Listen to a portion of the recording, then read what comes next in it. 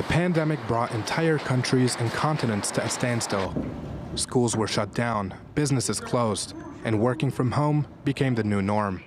Billions of people had to deal with the deaths of loved ones. The world as we knew it drastically changed. 80% of nations went into lockdown in March of 2020 and stayed that way for much of the first 2 years of the virus. But when the world started to come alive again, China, where the virus began, remained shut down, enforcing the harshest of restrictions on its lockdowns. The lockdown has been 3 years.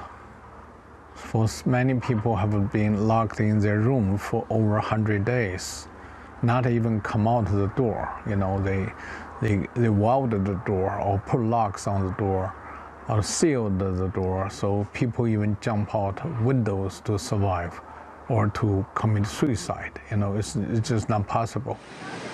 Debates on how the virus originated raged. Many support the theory COVID-19 was transmitted to us through animals, namely bats. But others, like American virologist and former director of the Center for Disease Control and Prevention, Dr. Robert Redfield, believes in a more sinister theory.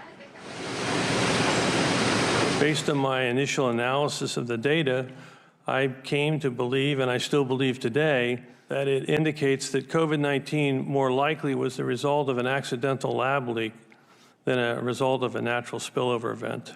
This conclusion is based primarily on the biology of the virus itself, including the rapid high infectivity for human-to-human transmission. The Biden administration has kept its opinions reserved on the matter, but that could soon change. On Friday, the U.S. House of Representatives unanimously voted 419-0 to pass a bill urging President Biden to declassify U.S. intelligence documents on the virus's origin. President Biden will make the final decision.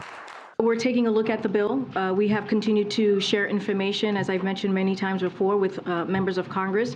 And as you know, the first few months of the president's administration, he came into office. He directed the intelligence community to declassify information, assessing COVID origins, and to make that report public to the American people. COVID-19 has claimed the lives of more than 6.8 million people. And due to vaccines and education, the spread of the virus has dramatically slowed down. But scientists say COVID-19 is here to stay and can still kill, so precautions must be maintained. Malik Fuda, TRT World.